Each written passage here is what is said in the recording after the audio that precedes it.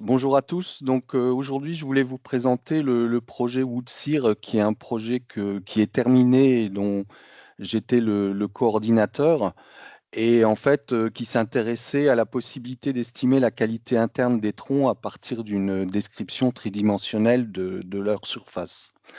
Alors, donc ce projet a été soutenu par l'Agence nationale de la recherche et du coup, vous voyez le logo qui fait un peu référence à la boule de cristal, donc d'où le nom anglais Woodsear, quoi.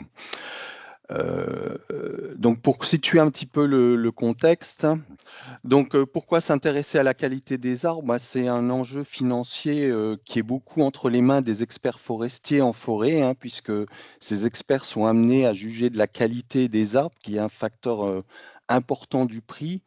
Et donc là, la figure, elle vous présente comment le prix peut évoluer non seulement en fonction du diamètre de l'agrume, mais aussi en fonction de la qualité, avec des effets qui sont loin d'être négligeables, puisque là, vous voyez, en 3 graduations, on a un facteur 4 au niveau du prix.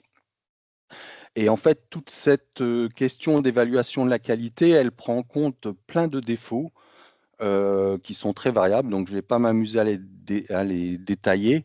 Mais du coup, il y a vraiment une expertise conduite par les experts forestiers avec une connaissance des défauts et de la liaison, enfin de l'effet qu'a le défaut sur la qualité interne par rapport à un usage prédéfini, par rapport à un usage qui pourrait être celui de l'agrume qui va être utilisé.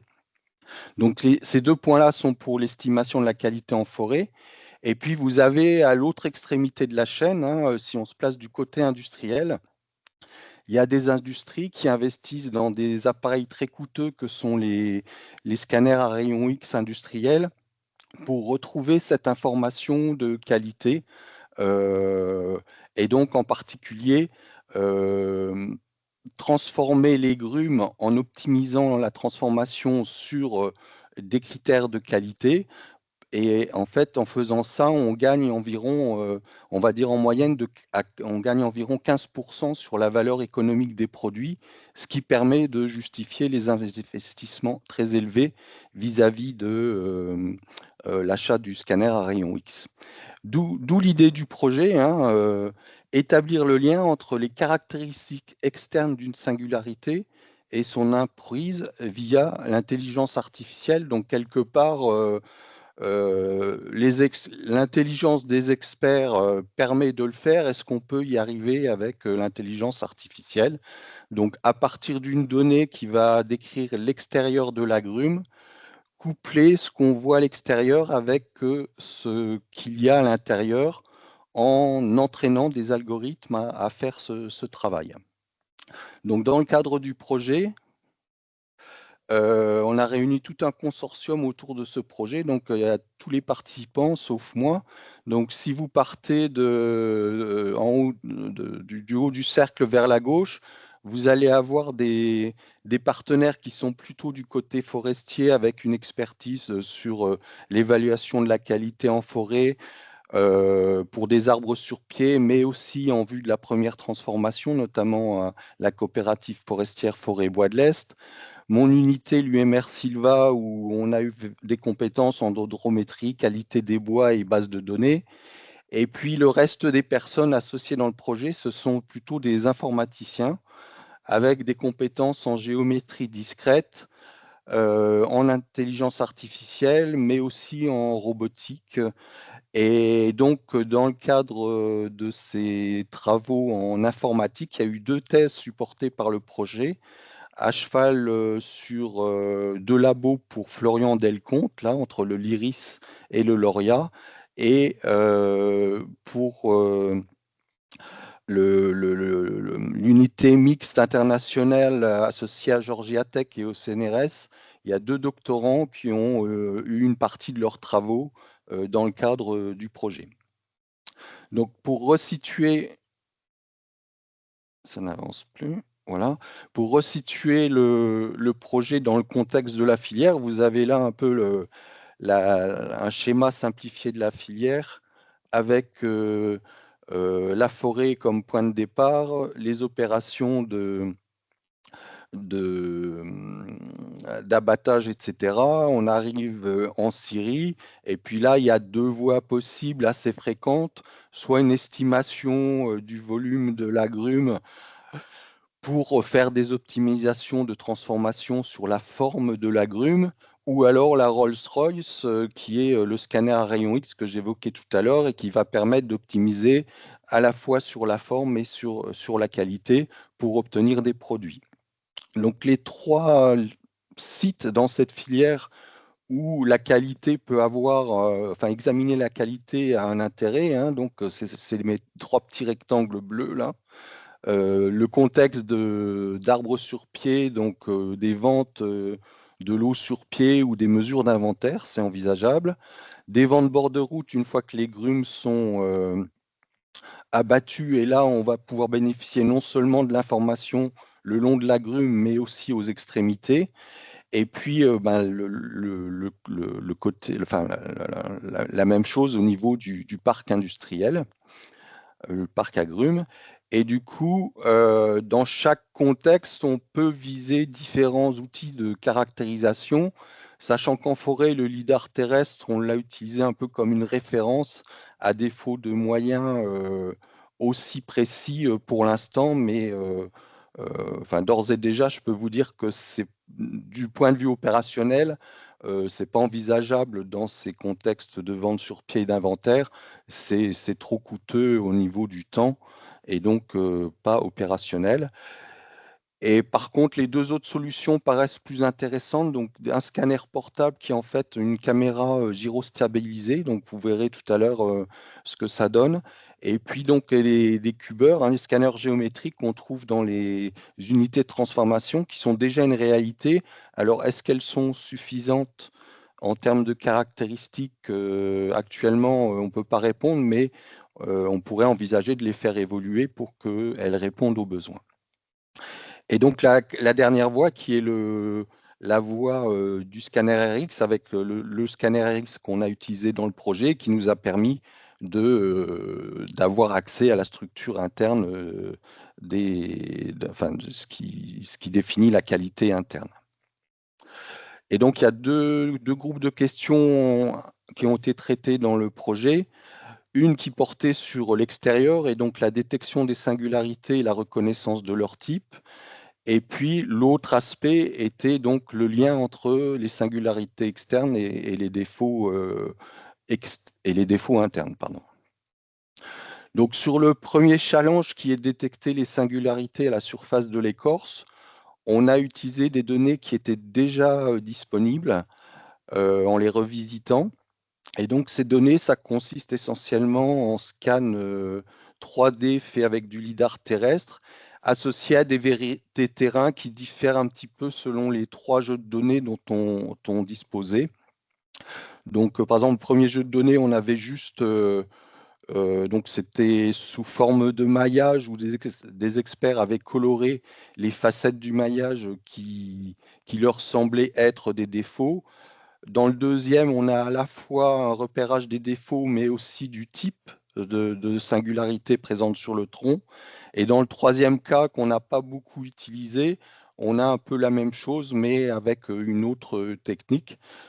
Et du coup, c'était des données, ça, qui ont été acquises dans le cadre du projet. Donc, toujours sur les singularités, on avait la méthode de référence développée par Vanto, hein, qui a l'avantage d'exister, d'avoir été évalué, donc qui nous sert un peu d'élément de comparaison par rapport à cette tâche de détection des singularités. Donc, la première tâche, c'est de définir une ligne centrale pour le tronc. Cette ligne centrale, elle est définie à partir des normales à la surface par petites sections. Et donc, il y a un système de vote et on recherche les voxels qui ont été le plus fréquemment traversés par les normales à la surface, dans le sens centripète. Et du coup, ça nous fournit, le point d'accumulation nous fournit en fait une ligne, on en parle de ligne centrale, ce qui n'a rien à voir avec la moelle de l'arbre, hein. Ensuite, la deuxième étape, c'est d'examiner toute la surface par des patchs comme ça, tels que celui représenté. On va regarder l'évolution du rayon moyen par rapport à la ligne centrale qu'on a définie a priori. Et du coup, pour chaque point, on va pouvoir calculer une delta distance, qui est la différence de distance entre le point et la valeur moyenne du patch. Et donc, comme ça, ensuite, on peut avoir un algorithme de seuillage automatique qui va nous détecter une irrégularité de surface. Donc, qu'est-ce que ça donne? Vous avez ici un résultat de cet algorithme sur différentes essences, des rugueuses, des moins rugueuses. Vous pouvez voir que ce n'est pas parfait, mais ça marche quand même pas trop mal, puisque la couleur rouge, c'est ce qu'avaient dessiné les experts. Le vert, c'est ce qu'a détecté l'algorithme. Et quand c'est jaune, c'est qu'il y a un accord entre l'expert et l'algorithme. Donc, voilà un peu l'état des connaissances quand on a commencé le projet. Et donc, une partie de la thèse de Florian Delconte, c'était de proposer une autre méthode. Donc, Vanto travaillait directement sur les données 3D. Florian, lui, a décidé de quelque part dérouler l'information 3D, de la compléter par une analyse multirésolution, parce que quand vous déroulez de l'information 3D selon la taille des cellules que vous prenez, enfin des pixels que vous prenez, vous allez avoir de la présence de points ou des absences de points, d'où cette nécessité de compléter l'information. Et ensuite, c'est un peu la même chose, hein. À partir de la ligne centrale qui est aussi utilisée dans cette approche, on définissait une carte de relief. Et ensuite, alors, ce que je voulais dire, c'est que cette méthode sur la carte de relief, elle est aussi utilisable pour d'autres caractéristiques telles que les normales, notamment la procédure de complétion. On peut aussi l'utiliser sur les normales. Et ensuite, l'idée, c'était d'utiliser l'intelligence artificielle pour identifier les défauts sur l'image et revenir à la structure 3D. Donc, en termes de... Alors, je ne suis pas du tout spécialiste d'IA, hein, donc je peux peut-être répondre à certaines questions, mais ce n'est pas ma spécialité. Et donc, voilà le type de réseau de neurones convolutionnel qui a été utilisé, hein. C'est de type UNET, qui a été légèrement modifié, notamment avec ces phases-là de drop-out qui permettaient de je ne sais plus. Bref, bon, c'est sans importance. Donc, bon, c'est une architecture de réseau assez bien connue, qui est très connue, notamment dans le domaine de la segmentation, donc qui est assez efficace pour ça. Et donc, voilà les résultats qu'on obtenus. Donc, vous avez 3 bions là. À gauche, c'est le résultat de Vanto à nouveau, qui date de 2017, et les résultats de la nouvelle méthode de Florian. Donc, l'intérêt que l'on voit, c'est que si on compare ces deux éléments, la méthode de Vanto qui était complètement indépendante du jugement des experts, eh bien, on voit que la méthode de Florian est un peu meilleure, mais c'est normal puisque son apprentissage est basé sur les délimitations conduites par les experts. Et un autre avantage, c'est que, par exemple, ici, donc sur la lisier terminale, vous voyez qu'il y a beaucoup moins. Vanto prédisait pas mal de faux positifs, alors qu'on en a beaucoup moins dans la méthode de Florian. Et puis, bon,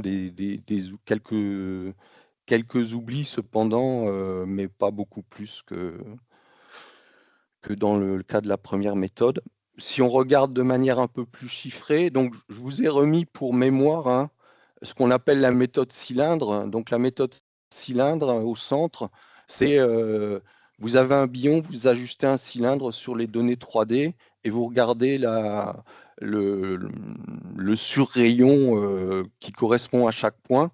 Donc clairement, ça, c'est une méthode qui ne marche pas très bien.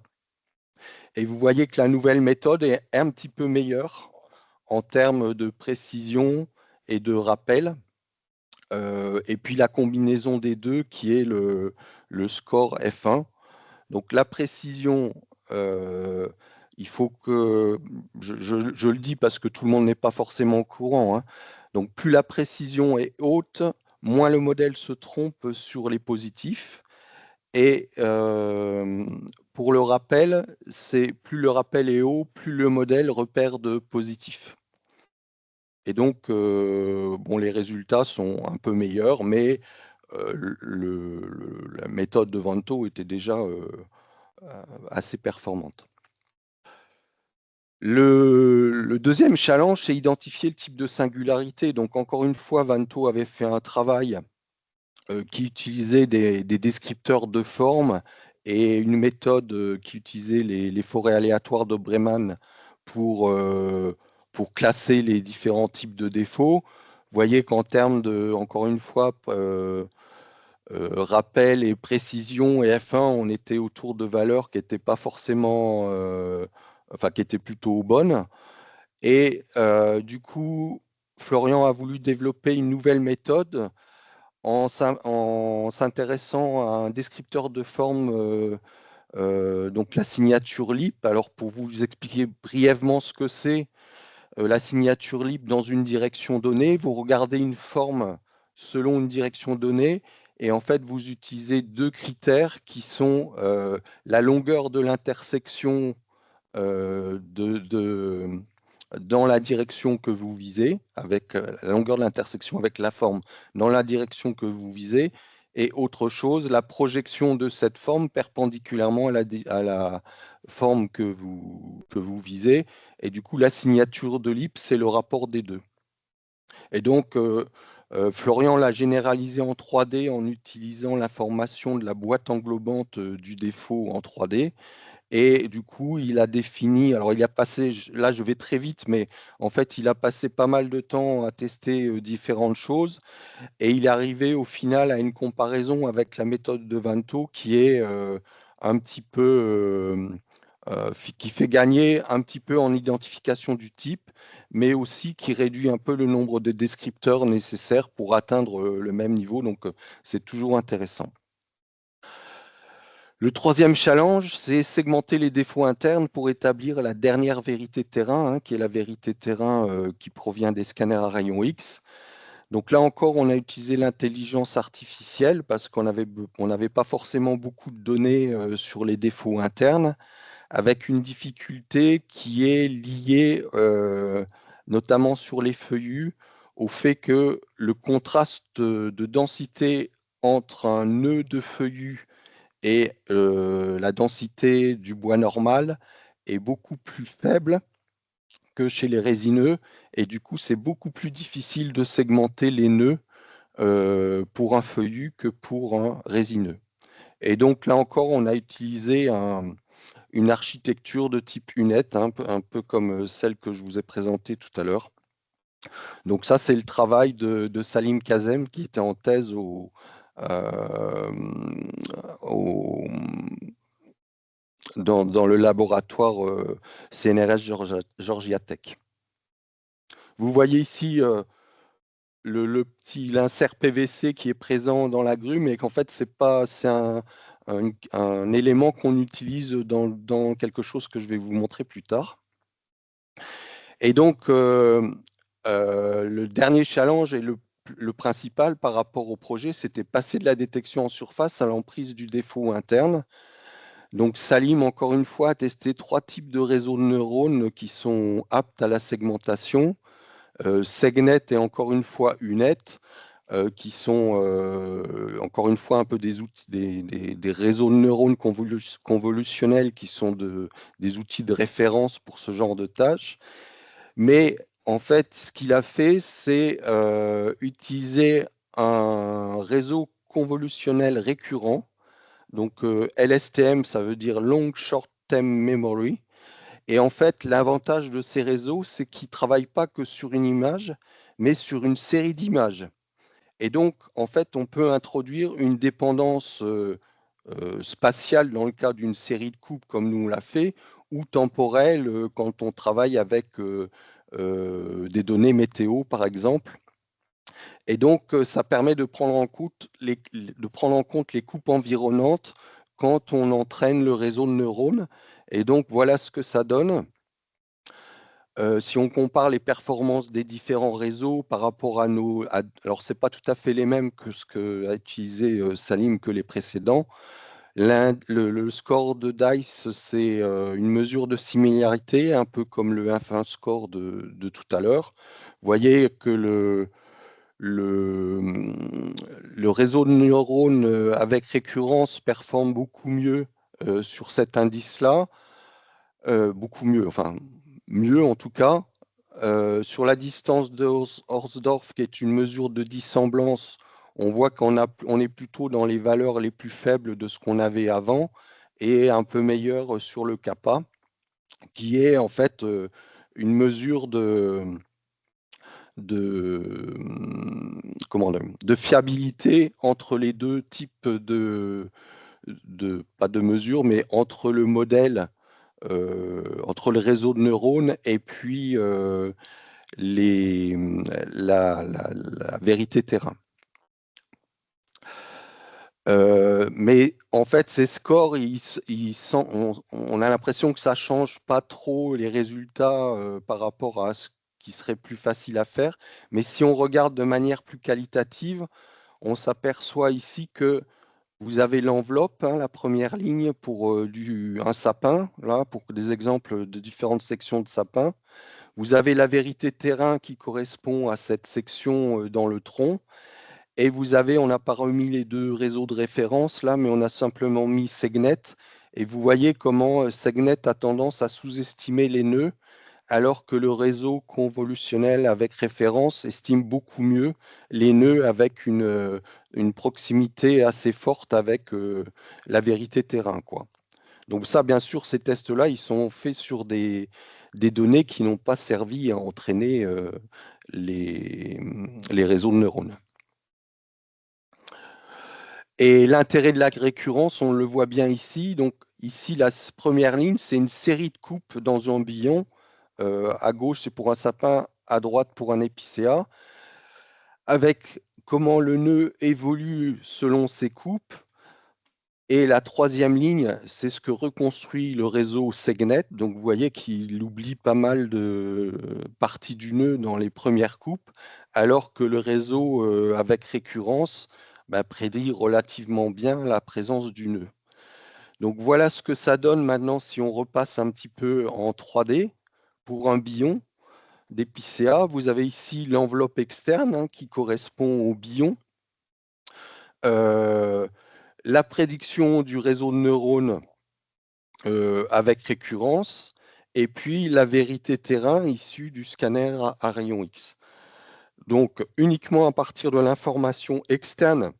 Alors là, on a un petit peu triché parce que cette information externe, elle ne provient pas d'un lidar, mais elle provient des données RX elles-mêmes, parce qu'on n'avait pas pour ces jeux de données anciens, on n'avait pas de description faite par un lidar de ces billons.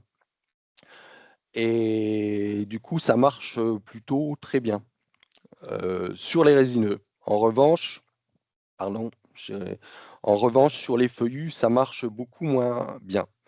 D'où l'idée de poursuivre. Et en fait, dans le cadre du projet, on a continué à acquérir des données, notamment qui couvraient bien aussi la question de l'évaluation de la qualité en forêt.